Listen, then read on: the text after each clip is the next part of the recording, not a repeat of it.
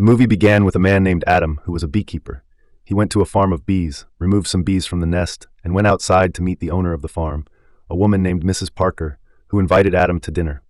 Adam thanked her, saying that she had already done enough for him by giving him the whole farm to work on. After that, Mrs. Parker went to her house to do some chores. She used to do charity work for underprivileged children, and therefore she opened her laptop to continue her work. Suddenly, her laptop slowed down, and a notification appeared on her screen stating that, in order to avoid the complete loss of her data, she should immediately call a number that appeared on the screen. So Mrs. Parker called that number. On the other side, there was a man named Garnet, who was the manager of United Data Group. He told her that she had received the notification because the antivirus software of his company was installed on her laptop. He told Mrs. Parker to update the software or take it to an IT technician, but warned her that if an IT technician removed the hardware, her data would be lost. Mrs. Parker told him that she could not afford to lose the data, so Mr. Garnet told her to follow his steps and go to a website.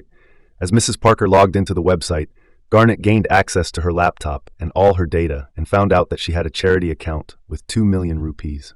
Mr. Garnet apologized for the problem she was facing and told her that they would send compensation to her account from the company.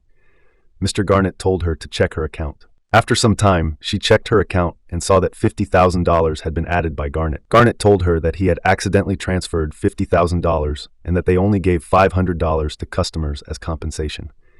He told her that this was a huge mistake on his part and that if she did not send the remaining amount back, he could be fired. Hearing that, Mrs. Parker thought for a while and then told him that she would send his money back. Therefore, in order to return the money, she logged into her bank account to transfer it. When she entered her password, Mr. Garnet was able to access it and stole $2 million. When Mrs. Parker checked her account and saw that the balance was zero, she became very worried because that money belonged to the underprivileged children, and this could be a huge loss for them. Meanwhile, Adam was extracting honey from the honeycomb and placing it in jars. He took one jar and carried it to Mrs. Parker's home. When he knocked on the door, he found that it was dark inside and the door was open. So he went inside and saw a gun lying on the ground and Mrs. Parker sitting on a chair, dead. Suddenly, Mrs. Parker's daughter Verona, who was also an FBI agent, came there. When she saw her mother's dead body, she took out her gun, thinking that Adam had killed her, and called the police. The police came and arrested Adam. After that, Verona went inside her home and checked her mother's laptop. She found that $2 million had been stolen from her mother's account, due to which she realized that her mother might have killed herself. In the meanwhile, the police also found that Adam was innocent because there were no fingerprints of his on the gun, and they released him. Adam went back to the farm. Verona came there to apologize. Adam forgave her, saying that he would have done the same if he had been in her place. Then Verona told Adam that her mother worked for a charity for underprivileged children and had $2 million in her account, which contained her entire life savings along with the contributions she was going to donate to the charity for underprivileged children. A company named Antivirus had hacked her laptop and stolen all the money from her account, because of which she had killed herself. Hearing that, Adam told Verona that he was sorry for her mother and then left. Adam went to his car and called an agent from his agency, the Beekeepers. Adam had once been one of their best agents before he had retired, and now, after several years, he was contacting his agency again. He gave them the details and asked them to find the location of that company. After a few seconds, they gave him the location. He filled 2 cans with gasoline and went to that place. 2 guards outside the building of United Data Group tried to stop him, but Adam beat them to the ground, went inside, and began to beat one of the employees. He started shouting at the other employees, telling them to swear that they would never steal from anyone again. The employees became frightened and swore that they would never do it again. After that, Adam opened the gasoline bottles and poured them on the tables and around the employees, warning them that if they did not leave, they would burn with the whole building. The employees started running away from there. In the meanwhile, Mr. Garnet came there along with his guards to stop Adam, but Adam beat the guards and threw gasoline on Garnet, telling him that if he did not leave the place, then with the next call, the entire building would be set on fire. With that, Adam cut the wire of the phone and placed it on the table soaked in gasoline. After that, he left, and Mr. Garnet also ran away. When the next call came, the whole building was set on fire. The owner of the company was a man named Derek.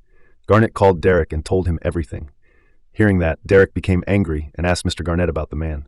Garnet told Derek that Adam only talked about bees, and therefore they did not know anything about him.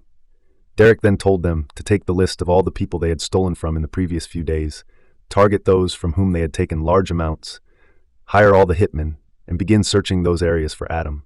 On the other side, Adam was at the bee farm, collecting and stacking the honeycombs. When he was getting back into his car, Derek's hired men came there and saw Adam sitting in the car.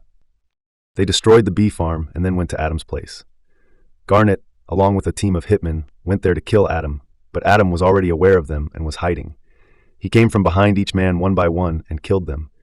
Then he came in front of Garnet and began to torture him, cutting the fingers off his right hand and then his left. On the other side, Verona came to know that the warehouse where her mother's body had been found was on fire. She went there to investigate and found the dead bodies of 3 men inside the warehouse. Verona also found the identification card of Garnet, which stated that he worked for the antivirus company. She also knew that Adam used to live in that warehouse, so she thought that Adam might be involved in this case as well. On the other side, Garnet was telling Derek that Adam was not as weak as they had thought. Derek told Garnet that he wanted every bit of information about Adam, but before Garnet could say anything, Adam came there, tied Garnet with a hook attached to his car, started the engine, and drove off. Adam's car moved down the bridge, pulling Garnet along with it into the sea. The call was still active on Garnet's phone inside the car, so Adam took his phone and began to tell Derek that he was coming after him and that he had only a few days left to live. After that, he cut the call. On the other side, Derek talked to his father, Wallace, about Adam. Wallace also tried to get information on Adam and realized that he was a beekeeper. Wallace used to be the director of the FBI, due to which the FBI was not able to get the location of the antivirus company. Wallace told Derek that a beekeeper was a very dangerous agent and that he should stay away from him. Derek called his mother, Jessica, who was recently elected as the president.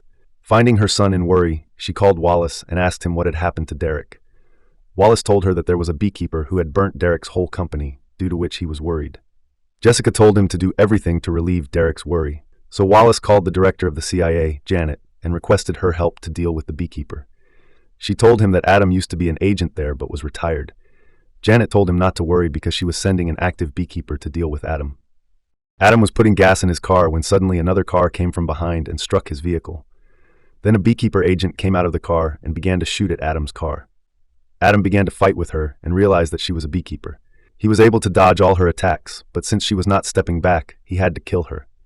After that, he took out a knife and cut her forefinger. Then he set the whole petrol pump on fire. This news reached the beekeeper agency. Janet called Wallace and told him about this and that they could not do anything because everyone was afraid of Adam. Hearing that, Wallace also got worried and decided to gather all the best killers in the world to kill him. He gathered all the best killers and told them that they had to kill one person and work together to finish him. So they left to search for Adam. On the other side, Adam used the woman's finger to go to her warehouse and use the system to get the location of Derek. He was able to find the location of Derek's building and went there. The name of the building was 9 Star, which was also a call center used to scam people and steal their money. Wallace knew that Adam could come there, therefore he had already called the FBI agents to the building to protect it. Adam arrived and met the agents outside the building. He talked to them and then began to beat them. When Adam went inside, the killers hiding there began to shoot at him. Adam had not realized that there would be so many people, so he decided to change his strategy, hide, and come out one by one to kill the killers and the FBI agents. He was killing the killers, but only beating the FBI agents. After defeating them, Adam held the manager and threatened him to tell the location of Derek. Otherwise, he would torture him to death. The manager told Adam that Derek was the son of the president and that he would be in the presidential building. On the other side, Verona also came there along with her team of agents. But before she could face Adam, he left. Meanwhile, Derek was informed about the incident that had happened in the 9 Star building and that Adam had killed everyone there. Wallace got worried and told Derek that he should not leave his place. On the other side, in the FBI building, Verona was talking to her friend, who told her that Adam was a hero because he was killing the people responsible for her mother's death. After that, Verona had a meeting with the chief of the agency, to whom she told everything. She told the chief that all the people in the antivirus company used to hack people's accounts and steal from them, and the person who owned the company was Derek, the son of the president, due to which they were never able to reach him. Hearing that, the chief was shocked and told Verona not to tell anyone about this. Meanwhile, Derek was in the presidential building, sitting with his mother and father. Outside, there were FBI agents checking everyone entering the building because they knew that Adam would come there to kill Derek. Adam came through the gutter route, attacked one of the FBI agents, took his clothes, and tied him with tape at the bottom of a car so that no one would notice him. After that, he went inside wearing the FBI uniform.